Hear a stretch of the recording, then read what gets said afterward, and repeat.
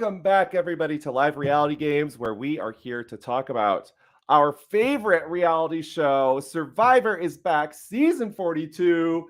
Is anybody as pumped as me? Woo! And this week, to recap and break down this episode, it is going to be my personal favorite series because it's my series that I won. Kokopelli reps are here, and we're going to talk smack, trash, tea, all of the above about this next episode or this episode. So if you have not watched the premiere, you will get spoiled very soon. But you know what? Honestly, it's still a great episode. So I think this time you should stick around, listen to us, and then go watch the episode later because it's going to be awesome. So with me, I am super stoked to have this dude. He's part of this community, but none of you guys know him. It's one of the cool things about him. He's a winner. I don't think he wanted me to disclose this, but he's the winner of Adventure Gold Rush, which is like the sister cousin game of Adventure Kokopelli. And he's a contestant from season 7, Kokopelli. Welcome to the podcast, Jeff. What's up? Hey, Kirk. What's up, buddy? How you doing? I'm doing well. I was excited to see the premiere tonight. I was waiting for this. I know, right? Super pumped. Right on. With us as well today, I never get to talk on a podcast with this guy because we're always doing other podcasts. But on top of it, he surprised me and has some other special guests. So with me is not only a contestant from season 5 of Kokopelli, but he's also my life partner. And you know him as the head of LRGs. DUSTYN is here.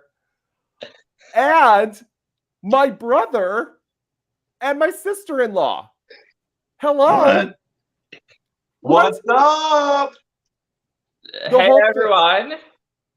I'm excited to be here. And not just your sister-in-law, like Final 4 of Adventure Kokopelli birthday edition, I believe. So Taylor right there. Like, I had to vote her out. It was either me or her going into it, but I got to the final 3. So that's very true. But we have to give kudos where kudos is actually due. Where Tyler is one of the best players ever. He is a finalist, a final 2 player from season 4, as well as being a final 4 player season 5, and then somehow getting a comeback return in a redemption twist in season 6. I think like literally you got to do multiple things. So welcome. Good to see you, buddy. Taylor, yeah. So how did you guys feel about the episode? we were super pumped. After watching your cast assessment last night, we were really excited to watch this episode and give our opinions too. Thanks, Benjamin. Like Snyder, glad you're watching again, and glad to see you back. So can't wait to see how this like all shakes down. The 3 of us have kind of picked our final 3, just like you folks picked your final 3 last night. So we're excited to see who takes it all. Okay, so this episode is called Feels Like a Roller Coaster. And like I said, if you haven't watched it, you're about to get spoiled about everything that went down. It feels like a roller coaster. This episode is 100% a roller coaster. I guarantee it. Like emotionally, I don't get emotional in Survivor. I totally got emotional in this one. But I think the second best title was Jeff Probst's quote, "Now comes the smarts." Dude, now comes the smarts is maybe the greatest thing since all the fixins. I think so. Who says that? Now comes the smarts. I mean, that was the weirdest thing to say at that point in the challenge. I was like, here comes the puzzle. Now comes the smarts. All right. So this game started with basically revealing that they're going to do season 41 again. So that was kind of interesting, Jeff. I was like, oh, they're just going to reuse the twists from last season. How did you feel about that? Some of the twists were good, but the walking up the trail, the three people, and risk your vote, save your vote. I thought that got played out later in the season because everybody talked, and when you got back, it was like and there's so many twists, right? It was almost like a Fast and Furious movie where there's just crashes and cars going everywhere and helicopters and rockets and all that. And it's like, no, okay, throw some more twists in, but don't put so many that we're distracted by them. It's so true. That twist still makes me. I was taking notes, and I have to create like a spreadsheet to understand even what is going on. But I actually liked the new twist they added in the first part of the challenge. We did too, and we thought it was a great opportunity for those people to showcase their skills and just volunteer, even if it's just the first challenge. It was basically running. Honestly, Daniel couldn't run, or at least like come back to the mat correctly like the other contestants, but at least he tried.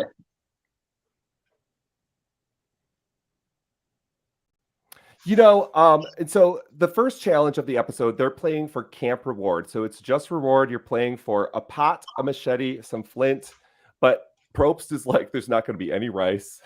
He says there's no food source, which, by the way, let's just come back to that when we talk about Tori in just a little bit, because that's really messed up. But and Daniel dislocates his shoulder. That was pretty epic. But this twist, ironically, was in Kokopelli, a season that Tyler played. So basically what it was is there was an initial challenge, and the players were all divided. And I think Tyler even cheated and switched rocks with another player or something like that to get on a different team. Yeah. How you draw rocks? He told me later. So anyways, you guys all met at a station and had to decide something together as a group. And I think that's always a great twist to throw that in the middle of a challenge. I forget what the twist was, but I remember you guys had to eliminate a person before you would go further in the challenge. Yeah. So it's fun to see Survivor trying new things. Yeah, it's like a sub-tribe right out of the, a sub-group right out of the box. You got your alliance over here. You got this other secret alliance thing that you have to, coordinate and then be able to play that advantage, which is it an advantage or a disadvantage at that point? Because it's so long of a delay to use it, and then it's so many facets to it. It's like, okay, it's worth the amulet thing, right? So if there's three of them, it really doesn't do much. If there's only two left, so you're trying to get them. Do I try to get them out? Do I try to, play with them? It's like 3D chess on Star Trek. It's like, oh, there's a chessboard at many levels. So exactly, it's like they couldn't predict what the amulet, the advantage was going to be for sure. But I think they made the right choice. I personally think they made the right choice for taking it. The only thing was high, I think is how you pronounce it. Why did he smear the blood? Oh my God, all the blood. Are you bleeding? And it's like, are they not going to get back to camp and go, you're not cut anywhere? Where does this blood come from? The girl. And then the second comment was, you're bleeding a lot. Yeah. Are you okay? Yep. Poor Lydia. She was so concerned, like Tyler was saying. They're going to be so shocked. I mean, I wonder if they pitched a story they had to go under something in a swamp thing just to get through the challenge, and that's why they were so muddy. So I was curious to see if that was what their story was going to be. Right. I was hoping to hear a little bit more about it. Maybe hear the explanation of why they had to do the certain things. Why they put the mud on them, why they put the blood on them. just to kind of see if they can get themselves pinned up into kind of a corner in a sense of lies. So yeah, they're not, because there's no way they could coordinate all three stories, and once they merge and start getting together, it's like, wait, that's not what so and so said, but by that time it's so far in the past. And they just took forever on that leg of the challenge too. Everyone was so concerned. It was hilarious. Great twist. That was good. But then here's the advantage, right? So they all have the thing. So if they all get together, they all can use it at the same time for +1 vote. So then if one of them's gone, they can use it together for a steal a vote. That's kind of useful, to be honest. I think more useful than the first. But then if 2 are gone, it's a complete idle.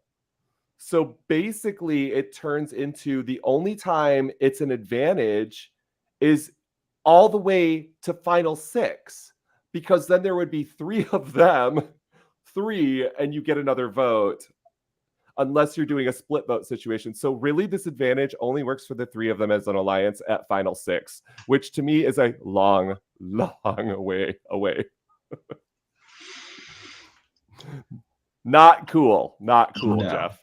No, is it a risk, or is it, is it a reward, or is it a risk at that point?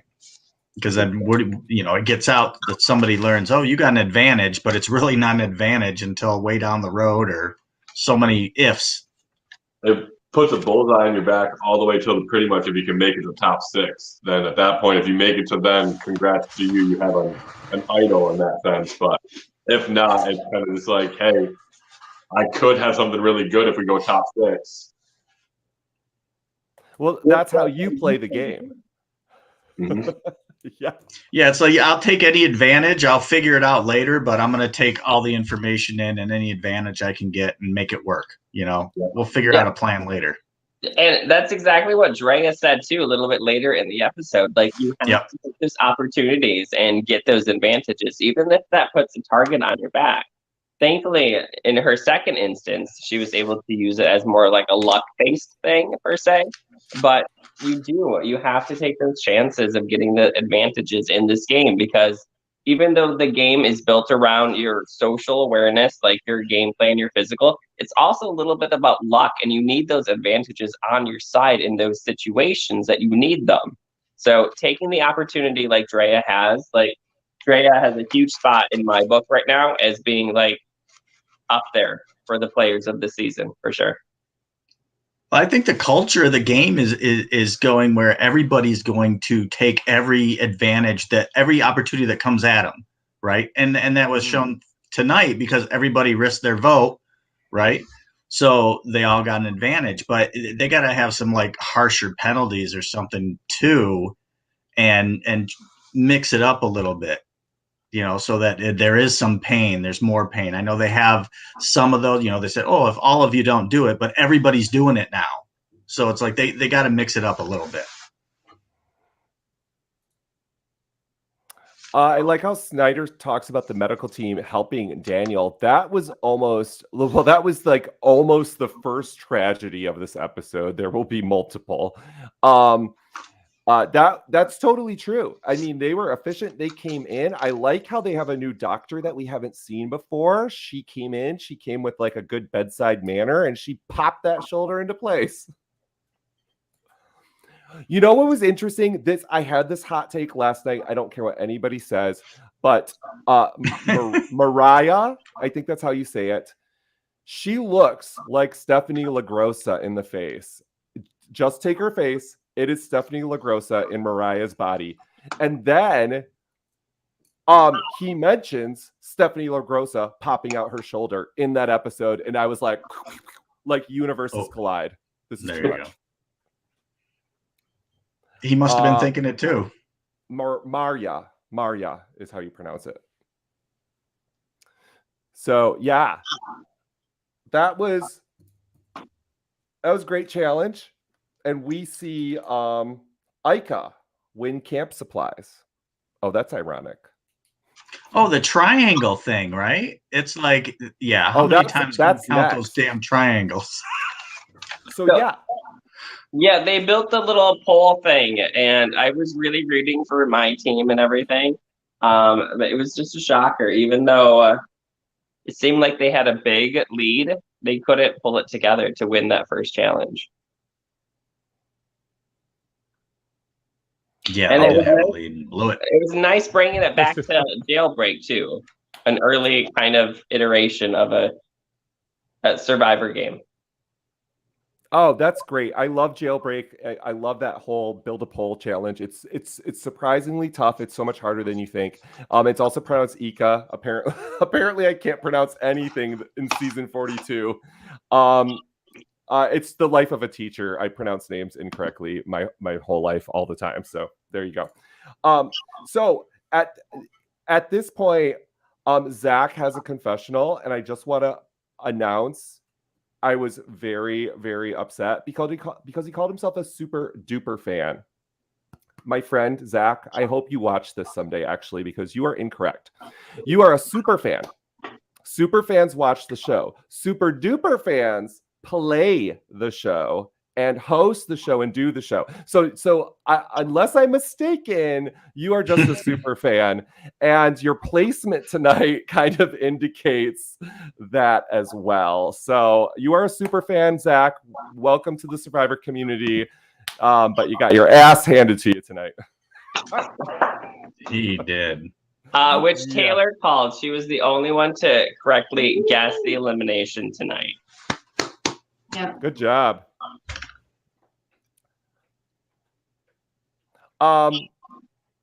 You know, I loved the backstories of this episode, just like they did last season. Jeff, are you a fan of these flashbacks that show real life? Tell us a little bit about these players off the island.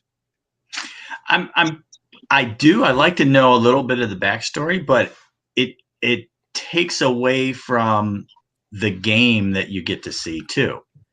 You know, it's so short. You know, it's like 42 minutes or something of actual action per hour. So it's like, I want to see more action. That's, you know, I know a lot of people out there probably watch the Survivor from Australia, and those episodes are so long, and there's so much more content to watch out there. And I get into that. It's like you get to learn so much more and see so much more of the challenges, and their challenges are longer. And it's just the American television audience only sees so much, so they got to cram it all in there. That's why I don't think, you know, it all comes down to the editing. So it's like, how much backstory, what balance do you think? I do like seeing like the behind the scenes stuff a little more, and they showed it last season, and then like today or tonight when they're showing, you know, he dislocated his shoulder and stuff, and they're showing the mic packs, and you're like, oh, they are wearing microphones under their clothing. You know, are they micing it with a boom, or is it, you know, they got mic packs underneath? So that was interesting to see. But yeah, I do like it, but I want to see more action. So give me the short versions. I don't need to know a lot on the backstory. Yeah, that's how I feel too. I like them short and sweet. Boom. Yep. Give me, yeah. So they bring back the challenge with a little bit of a twist where they can re-earn their camp supplies. So the first challenge is irrelevant, but you can re-earn your supplies if you solve a puzzle, or this time only choose one person to do the challenge instead of two together, which maybe it was too easy the first season to choose that path. I don't know, but I did like Mike's strategy. I was really impressed with him at that moment to like put a kibosh and be like, nope, I'm not doing it. Right. No target on my back, you know. But yeah, I thought one of the teams would at least get the triangle thing wrong. But, you know, once again, it's the way they edit it. It's like, oh, my God, who's on the team? You know, it's like, oh, I got the answer right away. And they're saying, I forgot who it was that said, there's no way you have the answer just glancing at this thing. And I got 9. I got 10. I'm at 30 right now, and I'm still going. It's like, okay. Yeah, that would be one of our personal favorites. Jenny is a huge fan we're huge fans of Jenny in this like area right now. She definitely portrayed herself as like the puzzle person and really stepped up and kind of led that, because if they hadn't, they would be without those supplies that they really needed. Because clearly there are more than 14 triangles in that puzzle. Clearly. I think I was Absolutely. super disappointed in the responses with the triangle puzzle. I mean, you're going on a show like Survivor. I mean, that's one of the most common logical puzzles out there. And for so many of the teams to be like, oh, like 10, 14, and that's all they see, I was like really shocked that it's just such a common puzzle. So I was a little disappointed in some of the logical thinkers of the group of this season. But that's really good to keep those people into the end, because you know you can beat them at a puzzle. Yep. If it comes to that. Yes. There you go, strategy-wise. Yeah, because in the beginning, it's a lot of these boat challenges, a lot of water challenges, and then it comes down to a lot of puzzles. And to Taylor's point, 3 people on, I think the Vati tribe maybe gave up. They're like, we're gonna go build the challenge. And literally, I thought at that point that tribe was not going to solve it, because I thought 6 minds or 6 different perspectives, you have a better average to figure out the number. So I thought they were gonna lose. Well, what? You've done group projects in college and stuff, right? There's some people that are just slow, bring down the curve there, let's say. So maybe getting some of the noise out of the conversation would be better. Yeah, I thought that was a great thing too. I agree with Jeff. Like, those people, like, they have no idea what they're talking about. They see 6 triangles. Yeah, go build a shelter, okay, while we finish. Right. Okay. Yeah, because we're going to have to build a shelter no matter what. So it's like, let's get going on it. Otherwise, we'll be sleeping out, on the sand. So I thought that was good strategy. Okay. And it was Maria, Jonathan, and Jackson. So maybe there you the right choice. Yes.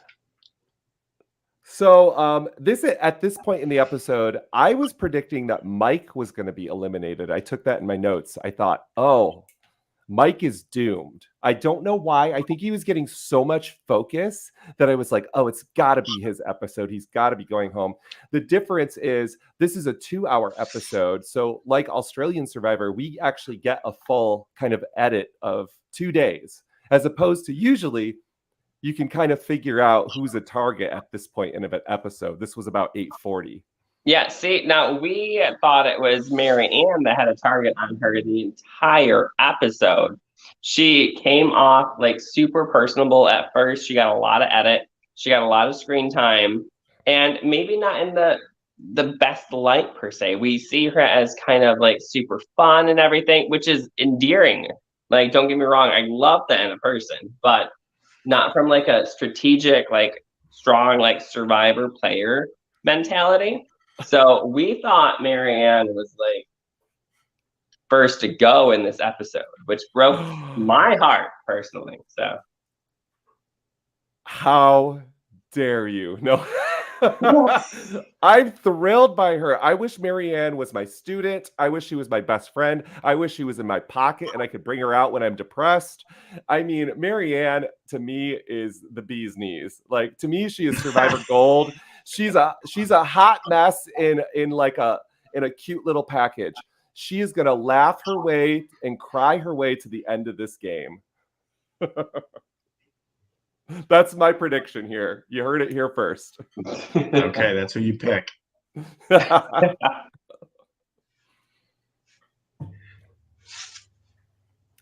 So about this point in the episode, it's talk about an emotional roller coaster. I really think it became that, you guys. We got some backstories here that were a little bit more lengthy.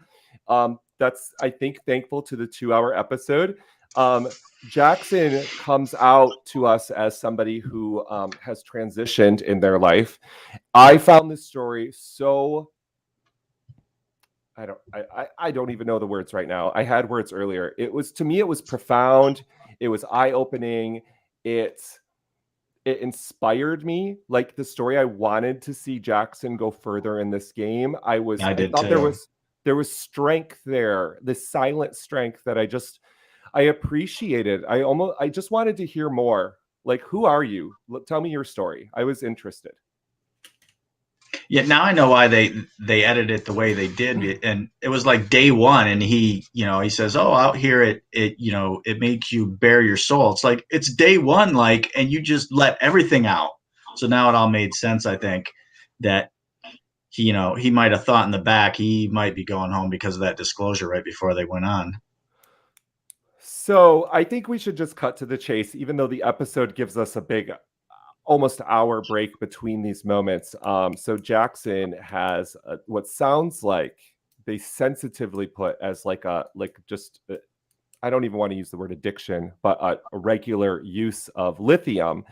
That's something I actually don't know anything about. Like I know what it is, but I'm unfamiliar with what it does to a person. Yeah, I didn't know that either, but it's like, like he was really open and honest about it, saying, this is what it is. And everybody needs some help once in a while. And I think that's true. And it shouldn't be stigmatized. And you know what? It's better than not getting the help that you need, realizing that I need help to get through this. And from his story, yes, anybody would have needed some help to get through that with everything he was going through.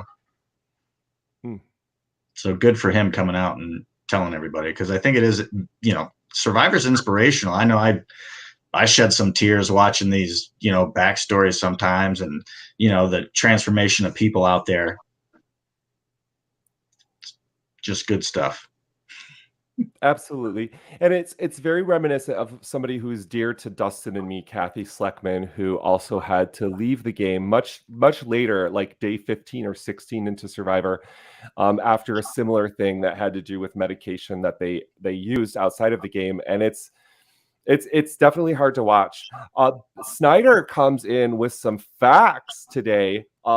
In Koh Lanta is France's version of Survivor. So if somebody quits before the first tribal council, a joker is brought into the game, which is a completely new contestant to replace them. I actually wondered if they were going to do this for a hot second. Yeah, well, I wondered that too. And, I think kudos to Survivor for letting, him play for the 2 days. Because, they've replaced people last second and flown them in, say, I got the call and I had to fly out that day. And, 24 hours ago I was here and now I'm on Survivor. I had no idea. So at least they let him go in, play the 2 days, get that experience. And, he can always have that. So, they could easily plug somebody in still, but I guess not now after they did the tribal. Now, I'm wondering if this is going to be a setup for like the next season of Jackson. Like, are we going to see Jackson like next season maybe wean themselves off like that medication and whatnot and see them come back? But at the same time, like this current season, like took up a spot. Like there are so many people that apply for Survivor, and like the fact that Jackson waited so long to disclose that is just, I don't know, a little bit disappointing for the folks that, tried out right behind Jackson, so. And that's kind of what I was saying too. I was kind of upset with the fact that, 24 hours, now they're about to go into it. If 24 hours to go, and he goes, oh, by the way, I've been on this medication for so long that I need to take, and if I don't take it, this happens. Well, it's like, okay, now do we let him play? Do we not let him play? At that point, I think they should have just taken him out and tried to replace him, or just not had anybody in his place at all. And then that leads us to like the next immunity challenge. Like that immunity challenge was built for 6 people. Like we see teams of 5 struggle. Like these people put in a huge amount of effort because they're missing that one person. So even though they got to sit somebody out of the challenge, but it just exerted so much energy from the tribes that had to put 5 people through the challenge, because that challenge was obviously clearly built for 6 people. Like we see them struggling so much. That's a great point. Yeah, moving that boat and the 3 chests and everything to get it up there. It's like they were all struggling. Yeah. Absolutely. I mean, I thought they could have taken out one of the treasure chests there. I just thought this is so difficult. I wrote the same thing. And what's funny is I was watching this with Nick here, and Nick's only watched like a handful of Survivor seasons, but they show the puzzle, the dragon puzzle, and Nick literally goes, "We've done that before." Like snotty, like we've done this. I've already seen this episode. I was like, me too. I wrote down, oh my gosh, they started in the water and they went to the beach. They did it again. Survivor. Like, I know it's interesting. But then here's my other hot take, guys. There's that other survival show. What's the name of it? It's coming out on CBS. It has like with the celebrities? Celebrities. Yeah. What's that show called? I don't know. Living on the edge. On the cusp of glory. I thought it was another Bear Grylls thing or something with groups of people now. I don't know. All right, Snyder, let's give him some publicity. It's called Beyond the Edge. I like Living on the Edge a lot better, by the way, because they can do the Aerosmith.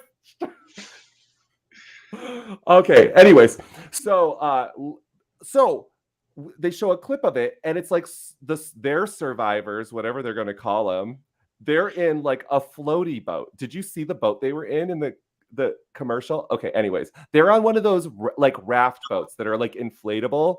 Yeah. And then it cuts to survivor boats. Oak. Deep in the water. Like heavy. Like, you're telling me these celebrities are playing Survivor? You have got to be kidding me. The boat was literally made out of the trunks of trees that were indigenously grown on this island and weigh 1,000 pounds.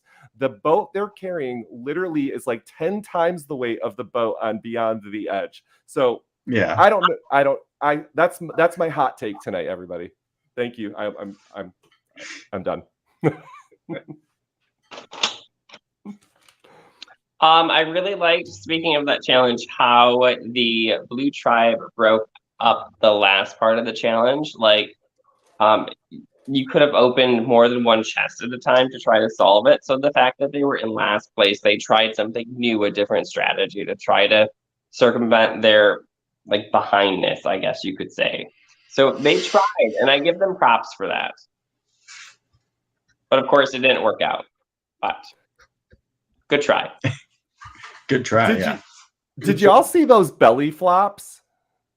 In the which belly in the sand when they were running? No. At the start of that challenge, when they first had to jump off the platform into the water just to get to the boat. Oh man. I thought there was only one person that can dive in this entire game. Which is Jonathan. I think Taylor called out Jonathan for being a mad challenge beast, right? Yeah, I mean he signed up for the first run, which awesome. And then he was diving in the water, jumping, untying things. I was pretty impressed with him physically for the challenges. He carried a whole treasure chest by himself, which we clearly saw two people do. So I was impressed he saw 9 triangles. He's more athletically built than That's why they sent him to build the tribe. You saw the same amount of abs he has. Yes. I wasn't even on the swim team. Maybe I'm just uber critical, Snyder. I thought they were kind of floppy. I did. Well, there was definitely, what was it, the blue team? I want to say it was Rox Roy or something, when he went to go put one of the chests into the boat and he just fell face first right into the water. I was like, yeah, that's a good start. I was like, that's the good way to get about it. When the boat was pulling away and he's just the boat was somebody was holding on to the boat. Oh, that was funny. So this is where Jenny gets to show off her smarts again. She gets to the puzzle, and this is literally where Jeff Probst is like, now comes the smarts. And I was like, strange. Really? Okay, we're going to call out the purple edit here. Who's Omar? Because really, even Jeff made something. And Jenny puts the last piece of the puzzle, or Jenny's almost done with the puzzle. Nothing about Omar being on the puzzle. This is all Jenny here. Oh, Omar, really? Omar was so loud in the Entertainment Weekly interviews. I had to watch those for the cast assessment, and he was like constantly talking about things like, I want to be a villain, I want to play like a villain. We did not see any of that at all. I don't think Omar, we didn't see anything. There's no villain, there's no hero, there's nothing. Like, what do you have? And really, that's the one person, like, maybe Chanel got a little bit, like, of a smaller edit, too. But, like, Omar is the one person, like, he had one opening line about exotic pets or something. That was it.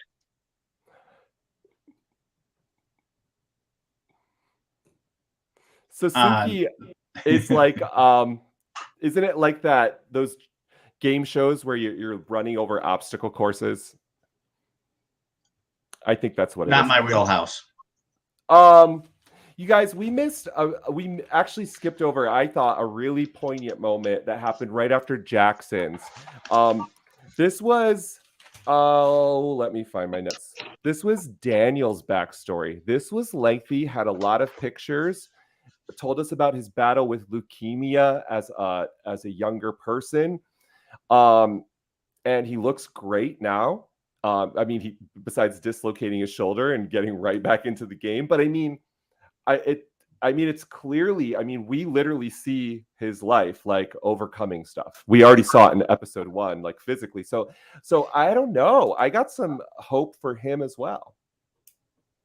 I think so too. I think he might have some traction going forward, with the backstory. And he was so happy that people weren't, putting a target on his back for, oh, he's got a weak shoulder and all that. And they were really supportive of him. So I think that was good. He's still not making my team, so it's okay. Oh. He's going to get voted out. I mean, clearly, like, unless he has idols, I don't know. Doesn't he come across as like the smart guy? Like, not like, here comes the smarts. Like, I feel like Daniel, like, I feel like he's smarter than me. Like, I don't know. But the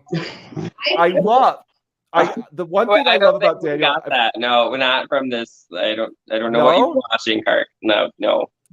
I feel like it. I really do. I will say, I think he got mad props though when he dislocated his shoulder and it popped it right back in. He's like, all right, let's go.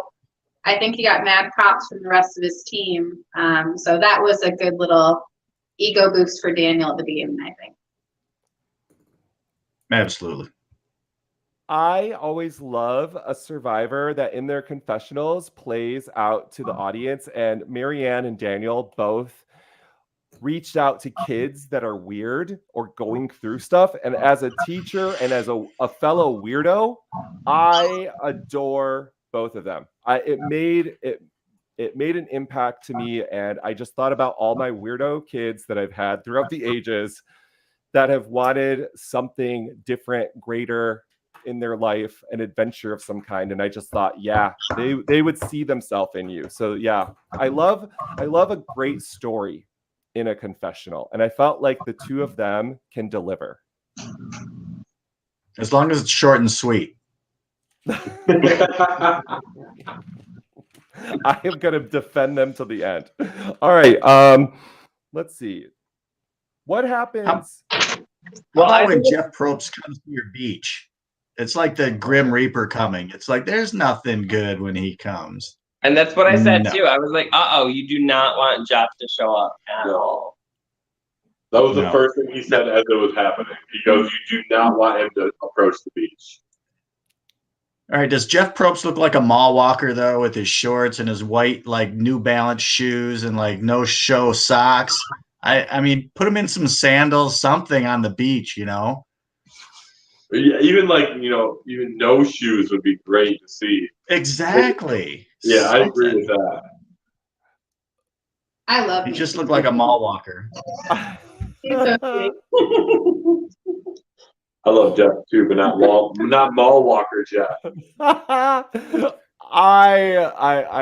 I love Jeff too, but I talked smack about his outfit last season, so I can't talk either. Right. He's great.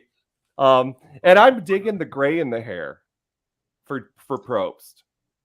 Well, last season he just looked really sweaty and his hair was really long. I was like, what? I don't know what's going on. I felt uncomfortable watching him, but hopefully between the two seasons, 41 and 42, it looks like he got a little haircut and he looks a little better.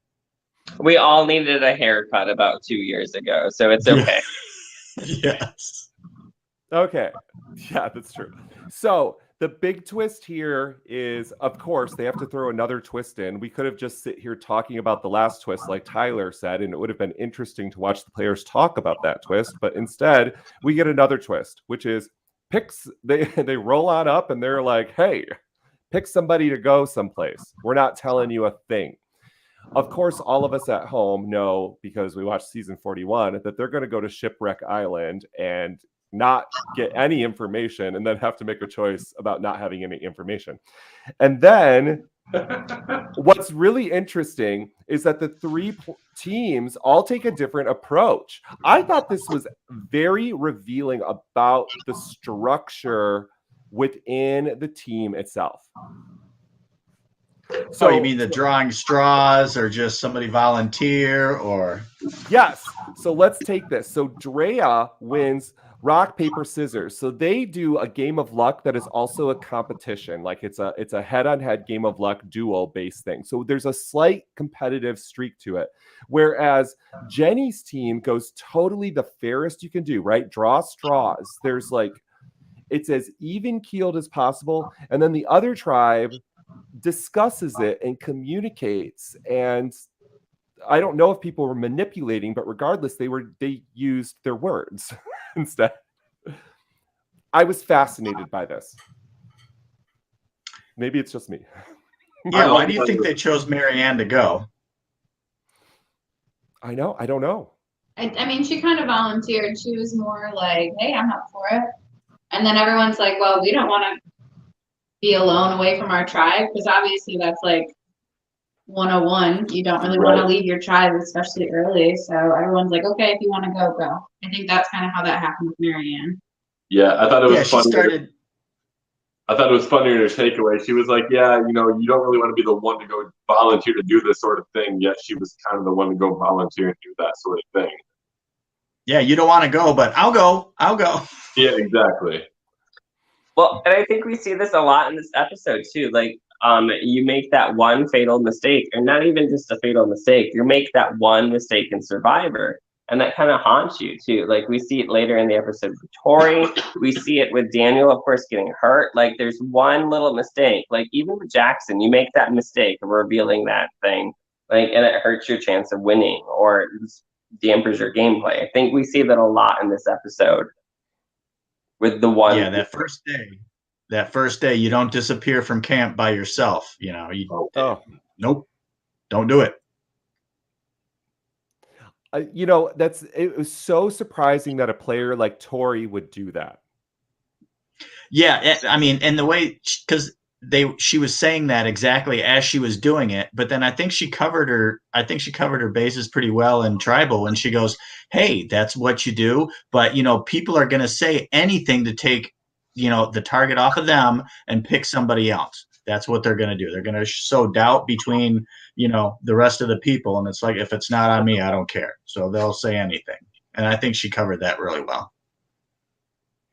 Yeah, that was a great play on her part. That really I feel like kind of saved her in that last second. Like, oh, that's kind of true. Everyone kind of gave a second thought of what they were going to do. Hey, Kirk, is that the first time the dice was played? I can't remember from last year. Second, because I'm like, wait, how's this work again? I'm like, I don't remember seeing it, but that's what Nick said. So it happened one other time with Sydney during her elimination. She played it knowing that she was going to get the votes, and it was a really good strategic move on her part. But once again, the twist flopped and failed, and we did not see a safety come out of it. But I don't mean fail. It's a good fail-safe measure. I actually kind of have a problem with it with like 6 votes, because it really changes the numbers if one person decides not to vote strategically. Like 3-3, 3-2, 2-2-1. I mean, those are all variables. So these people who are number crunchers can make stuff happen when there's a vote that's missing. So I still don't know how I feel about it. I don't know. How do you guys feel about the shot in the dark? No, I think Zach's was well, and he did his correctly. Like, obviously, he got all the votes. Now, Snyder's probably in the comments and can correct me on this, but I think if Sydney had not done her shot in the dark, I think it would have at least ended up in a tie. Like, I think it was going to be a tie when she Sydney did that last season. hers incorrectly. I think Zach took his chance. He got all the votes. It was clear, like, he took his best option. Sydney did not do it correctly. Zach did this one correctly. It was his best shot. Sydney had a hard opportunity to even read it to be correctly because it was more like a split vote as opposed to Zach's where it's unanimous. I see what you're saying. I think more for Zach's then we can also kind of blame the tribe's strategy of pretending to make Tori the target when Zach, I guess he clearly knew Tori was not the target. I feel like Zach. I think that came down to. Sorry. I think that was editing again. You know, I mean, that's the way they want to show it. But I think he obviously knew more than we did since he was there and knew all the votes were coming to him. Because that was a surprise to me. I'm like, why are you playing shot in the dark so early? But he knew. That's how I felt too. I really thought that Tori was going to be the first person to go. I really put my money on that, just considering how you said like editing went. It kind of seemed like everyone was going to try to pin up against Tori and get her out of there. But then, like you said, like then Zach played that, and I was like, "Whoa, why is he doing that?" I felt the same exact vote as you did. I didn't really understand until I was like, "Oh, I guess maybe we didn't get the full information." So I kind of saw the opposite, where in my opinion, the editing, I was like, Zach's gonna get voted out. He has like a defeatist attitude. When Tori and Drea were carrying the chest, they're like, get out of my way, like, Zach, you're not doing anything type of attitude. Then Zach was like, Tori, it's between you and me. They're clearly voting for us. So more defeatist attitude there. So in my opinion, the editing made him look kind of like he had given up and or was going to get voted out. So that's what I saw when I was watching. And the third person up for the vote, I thought, was Roxroy. Like, we see him taking lead of, like, the camp building.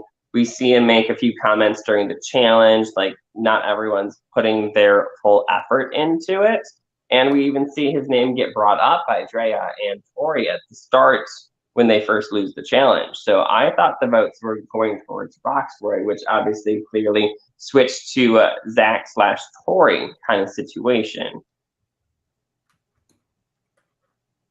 Yeah, I thought that too when they were, going into his backstory a little bit, how he was getting frustrated with all the younger people on the tribe, and he's a stay-at-home dad, and everyone's looking to him. I'm like, oh, here we go, he's gonna go. But it's like, why would they vote, somebody with some strength this early out? Because that tribe, other than him, is really undersized.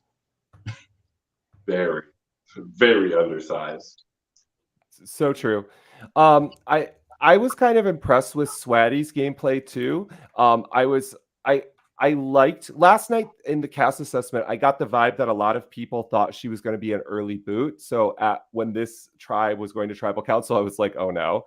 But I actually had the sense Zach was going to go home early from his early interviews because he focused so much on being so great at speech and debate and thought that was going to win him the game.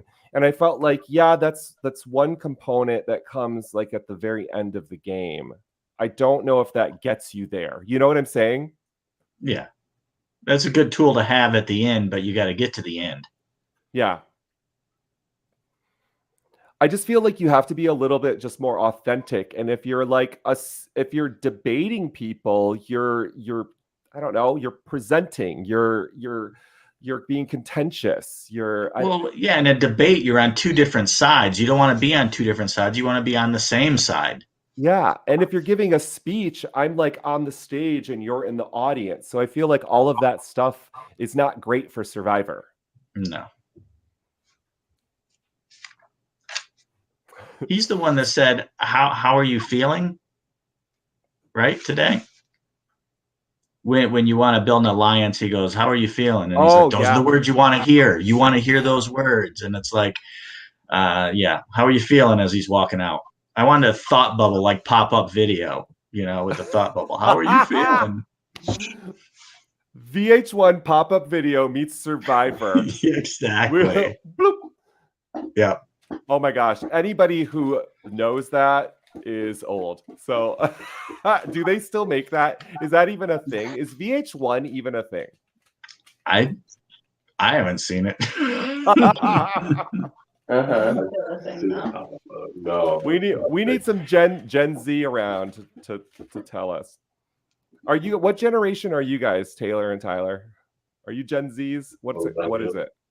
I think I'm like right on the cusp, depending on which site you're going by. I'm a millennial. Yeah, I'm right on the cusp. All right. Okay, so Zach is unanimously voted out. Boop, boop, boop, boop, boop, boop. Gone, shot in the dark, used. Now, here's a question I have. So next round, do they refill the bag to put 6 parchments in there? Like, does that happen every round for shot in the dark? Is it always 1 out of 6 or is it 1 out of 5 now? Jeff made comment that it was 1 out of 6 chance to get it. So I think every time they draw, I think it's a dice. It's like rolling a die. There's 6 sides and only 1 side. I thought that was how it was. Yeah. Poor Zach. He's out. Hey, so here's my question to you, Jeff. Who is the MVP of this episode? Who is the most valuable player in your opinion? Oh my God, way to ask me that because I'm still trying to learn everybody's names. Oh wait, I have a perfect little I got it on another screen here too. So okay. Yeah. I don't know. I'm gonna go with Marianne. I think she was the most interesting this episode. Besides Jackson. Jackson's gone. I mean, it's hard to do Jackson since he's gone, but I liked Marianne. I liked hearing her story really. So same question to Dustin, Taylor, and Tyler. Who would you call MVP of this episode? I'm going to say Drea. She took good advantage from her advantages. She also took some time to build some good alliances. Like, we didn't see a ton, and of course we don't see a ton of like the winning tribes building alliances, but we definitely see her making some leeway with her team and getting her footing. So I'm going to say Drea. I'm torn. I mean, I thought Jenny did a really, really good job just with, just casting the vote to protect her vote. Not just that, but just doing really, really well in the puzzle. But even though Jonathan didn't do well in the puzzle, I thought he performed really, really well in the first couple events. He really kind of took the team on his shoulders and, between lifting the chest, lifting the boats, do all the swimming, kind of volunteering to do all the hard labor stuff. He was kind of the one to go out and be like, I'm going to do it. And I know that's what I'm good at. I'm going to go do it.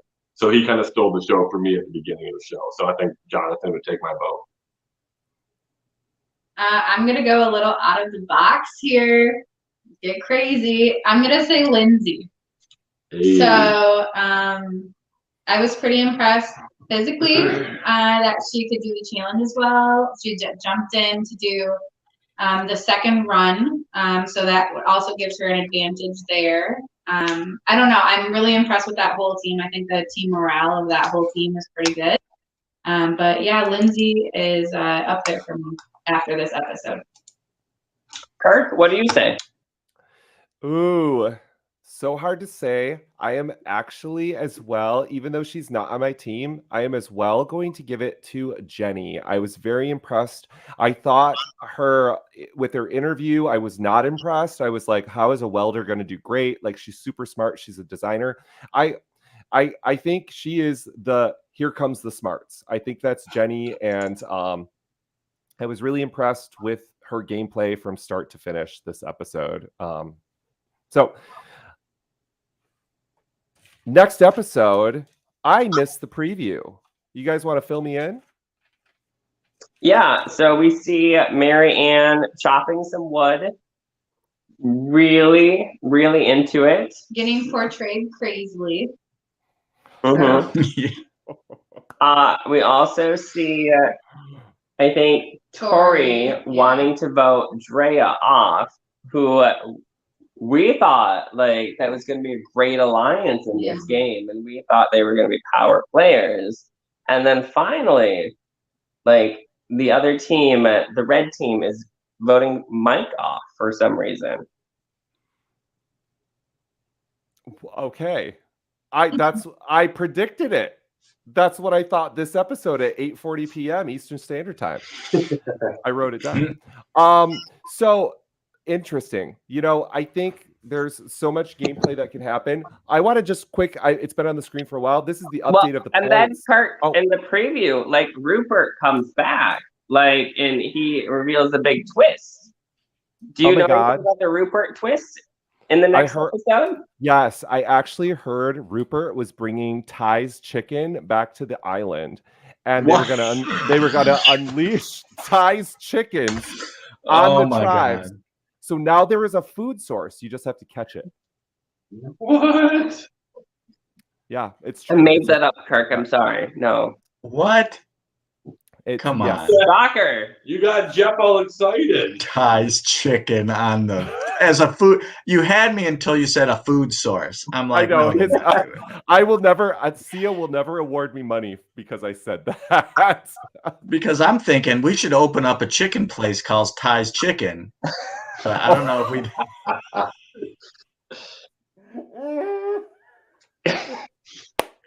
Oh my God! On that note, oh my gosh, we need to end this. Brody has 4 points at the end of episode 1. Rocky with 3.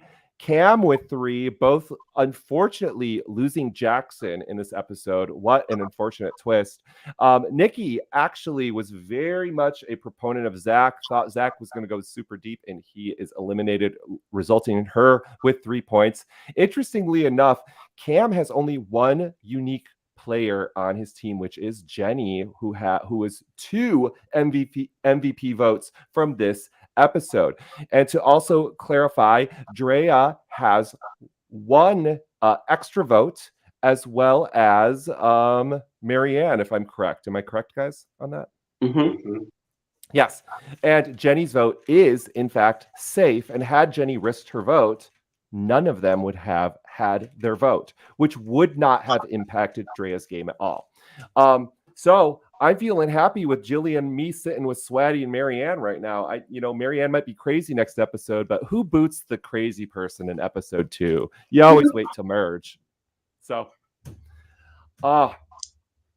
Jeff, it's been fun, buddy. It was. Thank you for having me. It was fun. Have to do it again sometime. Absolutely. I'd have you on anytime, buddy. Seriously. Just like, all right, Dustin, good to see you. I haven't seen you in a while either. You too. And thanks everyone for coming out tonight.